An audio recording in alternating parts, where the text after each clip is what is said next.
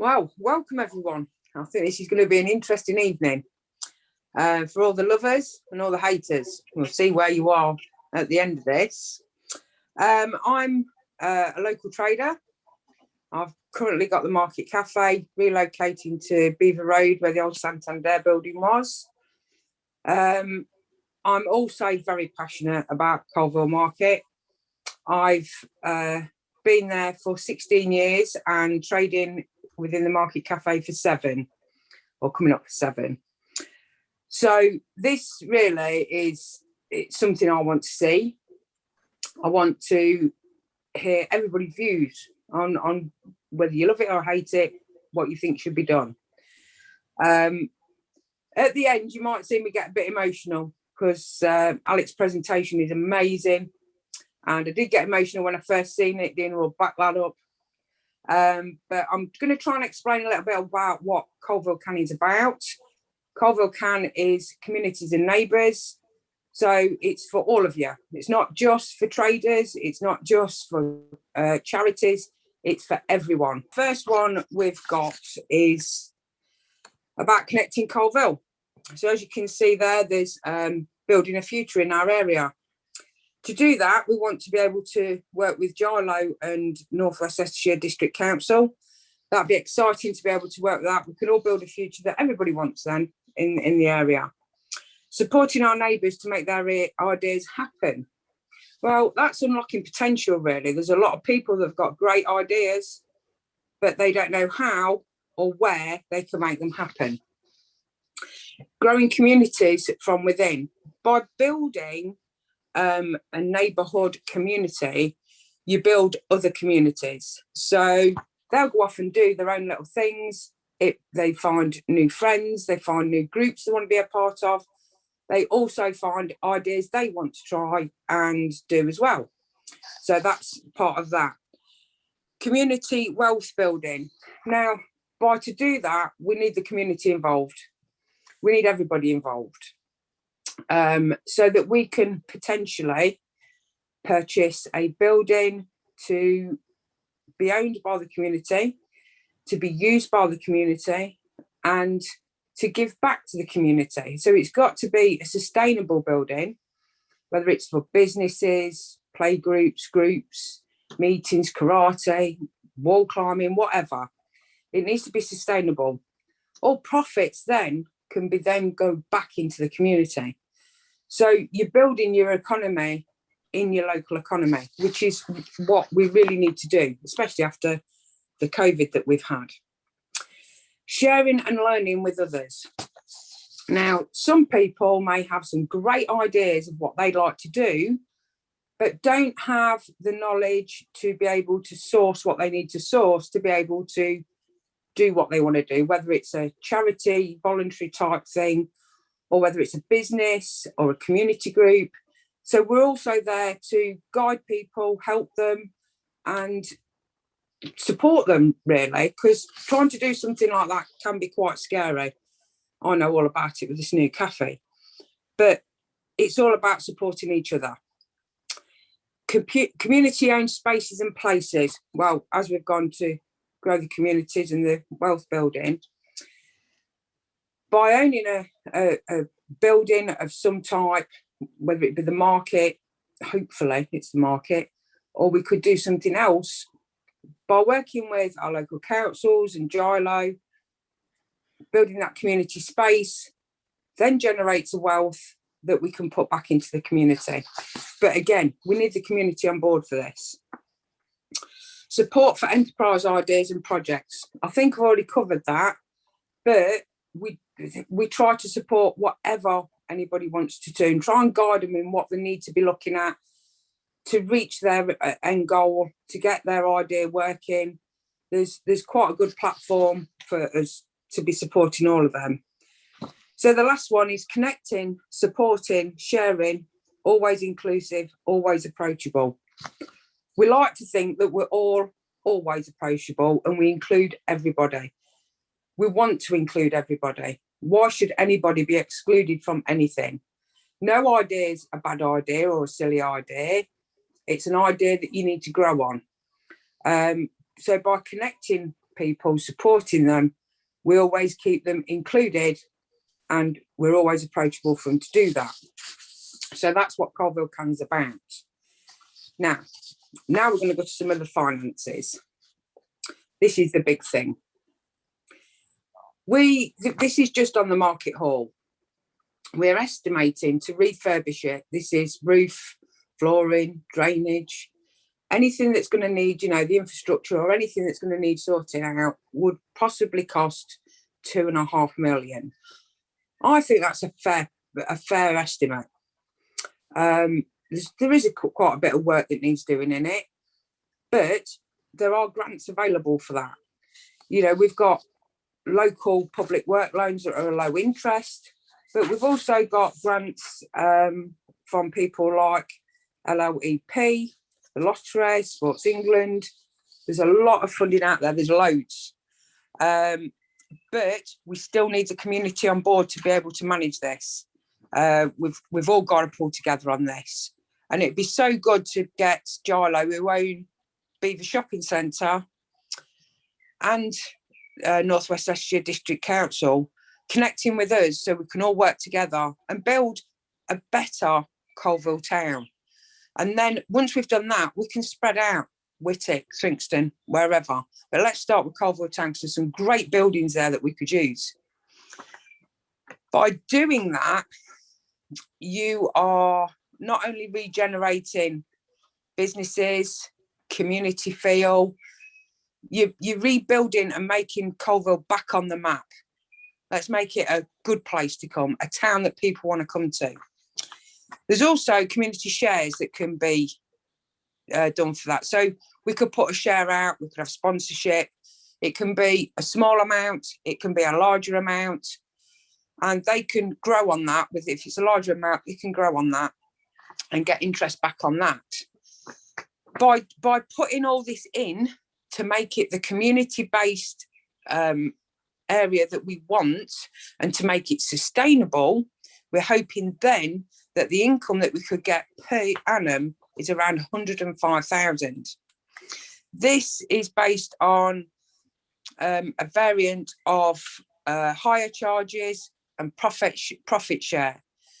But then we're putting that money back into the community. So we're building our local economy by what we're doing and providing a great space, an amazing space for everybody to use, for people to be going to, whether it be for whatever's on at the time. So over 30 years, £1 million surplus will be reinvested into the local area. And the distribution of that will be decided by the members. So the community are deciding where it goes in the community. It's a win-win. Everybody's happy. They see a regeneration, they see money coming back into the town, but they've also got something going on, events or whatever, which is what we're going to be looking into on the survey. Have a look on the survey. There's loads of ideas on there. If you've got any ideas, let us know. Let's get them on there. This is about us building an area for us. And hopefully we can get the authorities that we need on board to work with us as well. Be fabulous. So now we're going to go on to our little treasure chest. This was done by our wonderful Victoria Herriman, and she's blown my mind with this. But if you look on that, you will find yourself. But you will also find the board members, you will find people of the community, you will find everybody on there. So everybody in this room, you will find yourself on there. Guaranteed. You will find something on there that you do or you've been or you're willing to do. If we've got that here, can you imagine what we've got in LE67? We've got so much potential. It's just finding a way of unlocking it. By unlocking it, we bring together a community. By bringing the community together, we build a wealth. By building a wealth, we've got a stonking town at the end of it. So it's all a win-win. Take a good look at this, because this treasure chest is brilliant. There's somebody, you will find yourselves on there, guaranteed. And if you don't find yourself once, you might find yourself 5 times. But we're there. If we're there, they're out there in the community as well. And if they can see an interest and an inspiration to try and do something different, or to do something of value that they feel is value to them or to others, then let's do it. That's just what we need to do. Let's do it. So we'd now like to introduce Aleks, who is one of our Kickstarters at Think FC, who has been researching the market. So welcome everyone. My name's Aleks. I'm a third-year architecture student at Loughborough Uni. The presentation I'm going to give you is an outline of my work surrounding the future of the old Coalville market conceptually as an architect, but also as a member of the community. So prior to this project, I'd never actually visited Coalville unless I was delivering my Domino's pizzas late at night. My initial experiences from an architect and planner's point of view were indicative of quite a strong residential arrangement with the potential for interconnected community links. There are quite a few key areas that I describe as hot zones, one being the market and surrounding area, where there was the potential for community presence to develop quite easily with some interventionist strategies. One person I was introduced to early on in my project was Mo. He's director of the Mosaic Partnership. He works on a large scale developing business improvement districts, which essentially develop working relationships between businesses that are coexisting in high traffic and business areas. The reason why Mo's work is important, not only to Coalville, but also this project in particular, is because he himself is a member of the local community, but also the strategies presented by these BIDs or bids can be adopted on a micro scale, for example, inside the market building, to develop synergies between cafe owners, shop runners, and community members in the aim to create a rich community tapestry that functions effectively. I was also introduced to 2 highly intelligent architects along the way, Wendy James and Richard Crowson. So Wendy has long-standing connections with Coalville, and she's as enthusiastic as I am about the critical analysis of buildings like the market. She sees things the way that I do when it comes to architectural beauty and the emphasis on exposing these elements to the people who own them, which is many of you, the local community. Richard is a commercial and leisure-focused architect based in Loughborough, and he's offered me a wealth of information and expertise to aid my attack on this particular project. His experience around community benefiting projects and public services is very beneficial to projects like this. So the majority of the people here will have visited or at least seen the building in question. And to any who haven't, the old market building is a brick structure with 2 main hall spaces and a lower roof section connecting them, acting as the center of the building. It has 2 identical hyperbolic paraboloid roof structures, which are the main architecturally interesting elements of the structure. They allow plenty of light into the spaces, and they create a high ceiling inside the building that's excellent for its original purpose, being a market. The strategies that I outline in the development of this project are all in line with the concept of adaptive reuse architecture. AR is the process of taking an old building and repurposing it, usually for the benefit of the community. Not only does this preserve culture, heritage, and local landmarks, it also benefits the community through lower costs of construction, environmental impact, and disruption to the local area that would be caused by demolition and rebuilding. It also engages the community and develops community relations with governing bodies and the direct development of their home. In this particular case, AR will increase awareness for and also preserve the historical roof structure, as well as create a community hub in an ideal location in the town. I'll explain more about the roof and the complexity of its design and construction further on, although it is key to note that this is the main element that drives adaptive reuse to apply to this structure, and a rejuvenation of the building allows the community to directly develop a sense of pride and understanding in what the town is actually made of.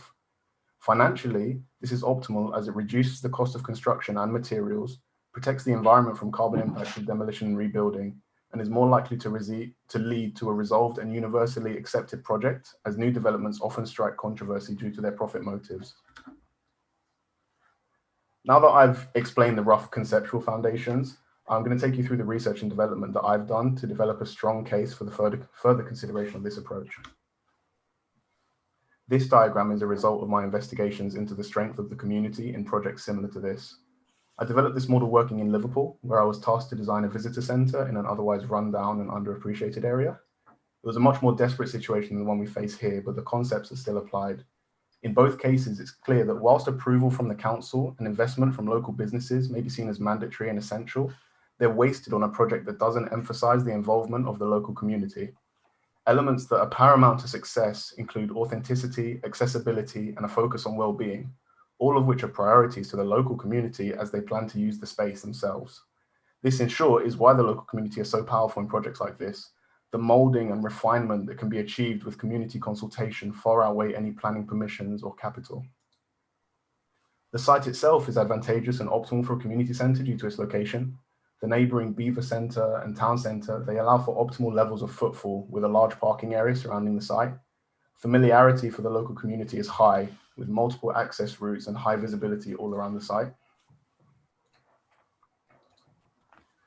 One of the initial items I developed was this informational poster, which makes an effort to go further into the history and construction of the building itself, but we're going to make further iterations of this in order to optimize the reach of the document. The market itself was constructed in 1975 with a total cost of £300,000. As outlined here, its design was aimed at a functional and beautiful roof that was also suitable for an indoor market, prioritizing air circulation and light infiltration into the space. Due to the history of coal mining in the area, the building was actually divided into 3 separate structures, all with their own foundations. This was done to allow for the possibility of mining below the structure. The hyperbolic paraboloid, the roof structure, was optimal for this building because it not only met the spatial requirements, but also made use of prefabricated and site-assembled components, which offset the increasing cost of skilled labor at the time of construction. So now that I've explained the benefits of the roof structure, I want to show you firsthand why it's so impressive, and this lies in its complexity. So Wendy James, the architect who is also here, provided me with a historical document that outlined the square footage of the building, and I used this to develop a scale model. I used the plan to draw these triangles, which I then inverted and joined to create the outline geometry of the hyperbolic paraboloid, which is the final shape on the right. I then created an array of these identical shapes, and when aligned, they create the outline of the roof form itself. Using plugins and 3D modeling software, I could create the internal structural geometry, and I masked these in 3D to create the metal tube structure that the roof rests on. This shape, as you can see here, relies on precise geometry to create the openings for light to enter below the peaks, and it means that it supports itself as a lightweight and structurally rigid roof. The openings on the original building are paneled with plexiglass-like idea, so I emulated this with vertical members. For the redevelopment of the building, I followed the striking angles of the roof all the way down to the ground with angled wooden beams to create a sort of visual continuance of the roof, which is otherwise quite separate to the brick facade of the building. Connecting it to the ground with a series of vertical members completed the joining of the roof to the ground, creating one uniform building as opposed to an ugly brick building with a pretty cool roof. This cladding system was developed thanks to comments from Councillor Michael Wyatt, who, as a member of the local community, earlier on expressed that the building function is promising, but at eye level, he finds the current structure ugly and uninspiring.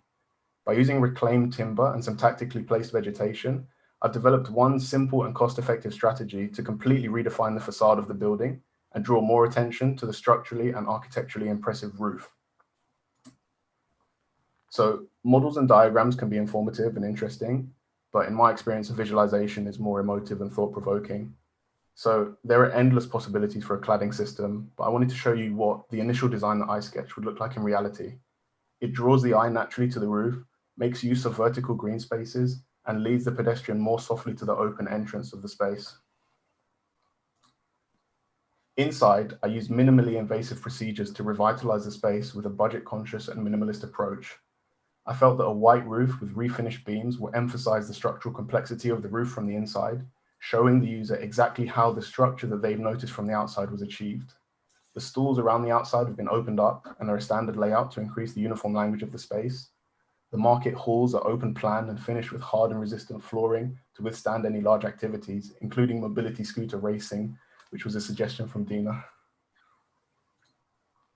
So overall, the project itself is a concept, and it may well end as a concept, but that's not my greatest concern.